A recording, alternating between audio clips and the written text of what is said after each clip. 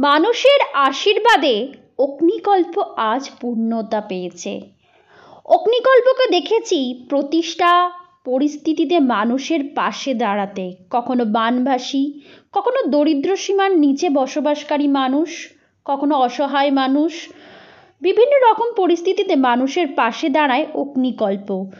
চণ্ডীতলার উত্তর আদানে স্বেচ্ছাসেবী সংস্থা অগ্নিকল্প আজ মানুষের মন জুড়েছে।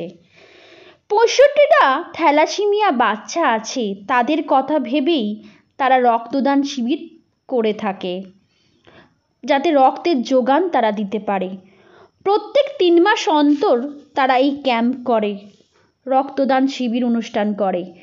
অগ্নিকল্প এবার তাদের সদস্য কৌশিক ঘোষের স্মৃতির উদ্দেশ্যে রক্তদান শিবিরের অনুষ্ঠান বা রক্তদান উৎসব যাকে বলা হয়, সেই রক্তদান শিবির করেছিল এবং তার সাথে সাথে প্রতিটা মানুষ এবং থ্যালাসেমিয়া রোগীরা যাতে প্রতিনিয়ত ব্লাডের চিকিৎসায় মারা না যায়, ব্লাডের পরিণত যোগান দিতে তাদের এই রক্তদান শিবির। অগ্নিকল্প আজ ভরসার জায়গা হয়েছে চণ্ডীতলার বুকে। শুধু চণ্ডীতলা না, সারা বাংলা জুড়ে অগ্নিকল্প একদিন মানুষের ভরসার কেন্দ্রবিন্দু হয়ে উঠবে।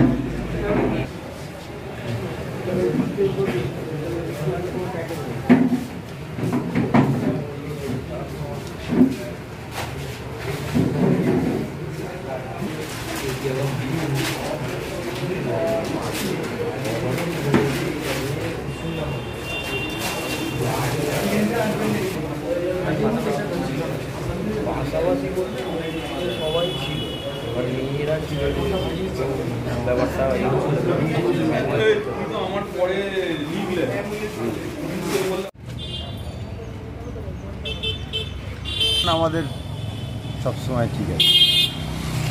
অগ্নিকল্প মানে আমাদের মানে একটা বুকের পাটা, লালটু পাল। এই মহতী রক্তদান উৎসব চলছে, কিন্তু একজনের স্মৃতির উদ্দেশ্যে কি বলবেন? না, রক্তদান উৎসব বলতে আমাদের রক্তদান এইভাবেই হয়। আমরা প্রতি ৩ মাস অন্তর ব্লাড ডোনেশন ক্যাম্প করি আমাদের অগ্নিকল্পের পক্ষ থেকে।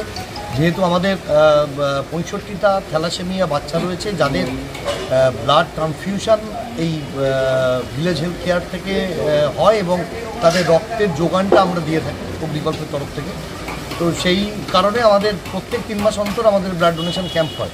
এবার যেহেতু আমাদের অগ্নিকল্পের সক্রিয় সদস্য কৌশিক ঘোষ অকালে চলে গেছে, এবারে রক্তদান উৎসবটা আমরা তার স্মৃতির উদ্দেশ্যে এবং তার স্মৃতির উদ্দেশ্যে করছি।